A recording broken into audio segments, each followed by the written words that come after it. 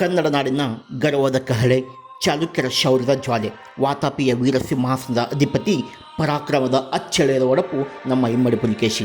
ಬಾದಾಮಿ ಚಾಲುಕ್ಯ ವಂಶದ ಅತ್ಯಂತ ಪ್ರಸಿದ್ಧ ಪರಾಕ್ರಮಿ, ಶ್ರೇಷ್ಠ ಚಕ್ರವರ್ತಿ ಇಮ್ಮಡಿ ಪುಲಿಕೇಶಿಯ ಕಾಲ ಕ್ರಿಸ್ತಶಕ 610ರಿಂದ 642ರವರೆಗೆ.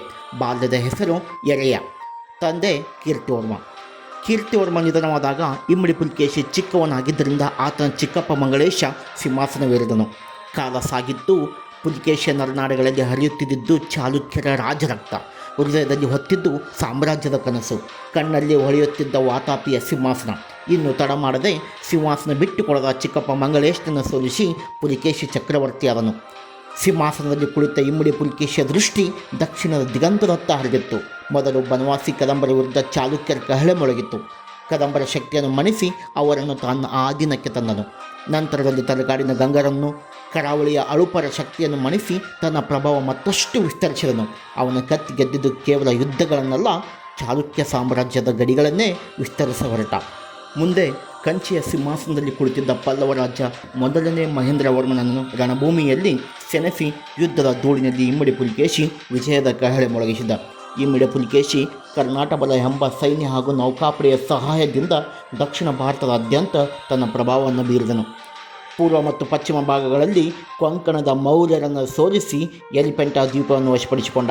ಕಳಿಂಗ ಮತ್ತು ಕೋಸಲ ರಾಜ್ಯಗಳನ್ನು ಗೆದ್ದು ತನ್ನ ತಮ್ಮ ಕುಬ್ಜ ವಿಷ್ಣುವರ್ಧನನ್ನು ವೆಂಗಿ ಪ್ರಾಂತ್ಯದ ಅಧಿಪತಿಯಾಗಿ ನೇಮಿಸಿದ.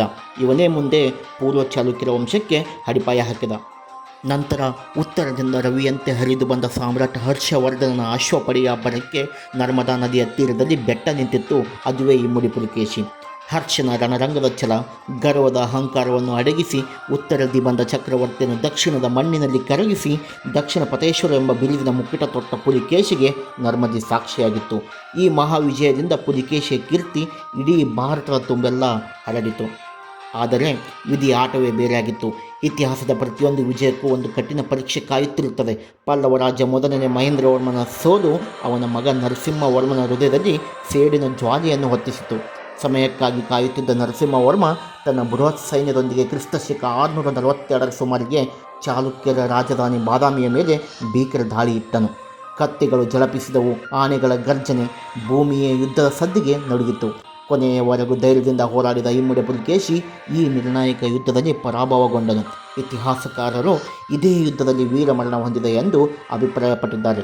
ನಂತರ ಬಾದಾಮಿ 13 ವರ್ಷಗಳ ಕಾಲ ಪಲ್ಲವರ ವಶದಲ್ಲಿತ್ತು. ಬಳಿಕ ಇಮ್ಮಡಿ ಪುಲಿಕೇಶಿಯ ಮಗ 1ನೇ ವಿಕ್ರಮಾದಿತ್ಯನು ಚಾಲುಕ್ಯರ ವೈಭವವನ್ನು ಪುನಃ ಸ್ಥಾಪಿಸಿದ. ಕಳೆದು ಹೋದ ನೆಲೆಗಳನ್ನು ಮರಳಿ ಗೆದ್ದು ತಂದೆಯ ಅಪೂರ್ಣ ಕನಸನ್ನು ಮಗನು ತನ್ನ ಪರಾಕ್ರಮದಿಂದ ಪೂರ್ಣಗೊಳಿಸಿದ. ಚಾಲುಕ್ಯರ ಕೀರ್ತಿಯ ಧ್ವಜವನ್ನು ಮತ್ತೆ ವಾತಾಪಿಯ ಆಕಾಶದಲ್ಲಿ ಆರಿಸಿದನು. ಚಾಲುಕ್ಯರು ವೈದಿಕ ಧರ್ಮದ ಅನುಯಾಯಿಗಳಾಗಿದ್ದರು. ಅವರ ರಾಜಾಶ್ರಯ ಯಾವ ಧರ್ಮಕ್ಕೂ ಮುಚ್ಚಿರಲಿಲ್ಲ. ಬಾದಾಮಿಯ ಕೆಂಪು ಬಂಡೆಗಳಲ್ಲಿ ಕೆತ್ತಿದ ಗುಹಾಂತರ ದೇವಾಲಯಗಳು ಐಹೊಳೆಯ ಶಿಲ್ಪ ಸೌಂದರ್ಯ ಅಮರ ಸಾಕ್ಷಿಗಳಾಗಿವೆ. ಕತ್ತಿಯಿಂದ ಸಾಮ್ರಾಜ್ಯ ಗೆದ್ದ ಪುಲಿಕೇಶಿ ಕಲೆಗೆ ನೀಡಿದ ಆಶ್ರಯದಿಂದ ಶತಮಾನಗಳನ್ನು ಗೆದ್ದಿದ್ದ. ಐಹೊಳೆಯ ಮೇಗುತಿ ಜೈನ ದೇವಾಲಯದ ಶಾಸನ ಇಮ್ಮಡಿ ಪುಲಿಕೇಶಿಯ ಇತಿಹಾಸಕ್ಕೆ ಅಮೂಲ್ಯ ಸಾಕ್ಷಿಯಾಗಿ ನಿಂತಿದೆ. ರವಿ ಕೀರ್ತಿಯನ್ನು ಕೆತ್ತಿದನು. ಇವನು ಆಸ್ಥಾನದ ಕವಿ ಮತ್ತು ಮಂತ್ರಿಯಾಗಿದ್ದನು. ವಾತಾಪಿಯ ವೈಭವ ದೂರದ ದೇಶಗಳಿಗೂ ತಲುಪಿತ್ತು. ಆ ವೈಭವವನ್ನು ಕಣ್ಣಾರೆ ಕಾಣಲು ಚೀನಾದ ಪ್ರಸಿದ್ಧ ಬೌದ್ಧ ಯಾತ್ರಿಕ ಹುಯೆನ್ಸಾಂಗ್ ಇಮ್ಮಡಿ ಪುಲಿಕೇಶಿ ವಿಶಾಲ ಸಾಮ್ರಾಜ್ಯವನ್ನು ಭೇಟಿ ಮಾಡಿ ಕನ್ನಡಿಗರ ಸ್ವಭಾವವನ್ನು ಮೆಚ್ಚಿ, ಕನ್ನಡಿಗರು ಸರಳರು, ಸ್ವಾಭಿಮಾನಿಗಳು, ಶೌರ್ಯಕ್ಕೆ ಹೆಸರಾದವರು, ಅತಿಥಿ ಸತ್ಕಾರದಲ್ಲಿ ನುರಿತವರು ಎಂದು ವರ್ಣಿಸಿ ರಾಜಾಡಳಿತವನ್ನು ಕೂಡ ಗಮನಿಸಿದ್ದನು. ಚಾಲುಕ್ಯರ ಲಾಂಛನ ವರಾಹವಾಗಿತ್ತು. ಅವರು ತಮ್ಮ ಧ್ವಜ ನಾಣ್ಯಗಳ ಮೇಲೆ ಈ ಲಾಂಛನವನ್ನು ಬಳಸಿ ಇವರು ಚಿನ್ನ ಮತ್ತು ತಾಮ್ರದ ನಾಣ್ಯಗಳನ್ನು ಜಾರಿಗೆ ತಂದಿದ್ದರು. ಬೃಹತ್ ಸಾಮ್ರಾಜ್ಯವನ್ನು ಮುನ್ನಡೆಸಲು ಆಡಳಿತವನ್ನು ವಿಕೇಂದ್ರೀಕರಣ ಮಾಡಿದನು. ಸಾಮ್ರಾಜ್ಯವನ್ನು ಪ್ರಾಂತ್ಯ, ನಾಡು, ವಿಷಯ, ಗ್ರಾಮಗಳಾಗಿ ವಿಂಗಡಿಸಿದ್ದನು. ಸಾಮ್ರಾಜ್ಯದಾದ್ಯಂತ ವಿದ್ಯಾಪೀಠಗಳಿಗೆ ಮತ್ತು ಕಲೆಗೆ ರಾಜಾಶ್ರಯ ನೀಡಿದ್ದರಿಂದ ಬಾದಾಮಿ ಮತ್ತು ಐಹೊಳೆ ಪ್ರದೇಶಗಳು ಅಂದಿನ ಕಾಲದ ಅಕ್ಷರ ಹಾಗೂ ಕಲಾಕೇಂದ್ರಗಳಾಗಿ ರೂಪುಗೊಂಡಿದ್ದವು. ದಕ್ಕನ್ ಪ್ರಸ್ಥಭೂಮಿಯ ಸಂಪೂರ್ಣ ರಾಜಕೀಯ ಹಿಡಿತವನ್ನು ತನ್ನ ನಿಯಂತ್ರಣದಲ್ಲಿಟ್ಟುಕೊಂಡಿದ್ದ ಏಕೈಕ ಸಾಮ್ರಾಟ್ ಇಮ್ಮಡಿ ಪುಲಿಕೇಶಿಯಾಗಿದ್ದಾನೆ. ಪುಲಿಕೇಶಿಯಿಂದ ವಾತಾಪಿ ಅಂದಿನ ದಕ್ಷಿಣ ಭಾರತದ ಮಹಾಶಕ್ತಿಯಾಗಿತ್ತು. ಪುಲಿಕೇಶಿಯ ಕಾಲ ಕೇವಲ ಒಬ್ಬ ರಾಜನ ಕಾಲವಲ್ಲ, ಕಲೆ, ಧರ್ಮ ಮತ್ತು ವಾಸ್ತುಶಿಲ್ಪ ಹರಡಿದ ಸಂಪೂರ್ಣ ಸುವರ್ಣಯುಗವಾಗಿತ್ತು.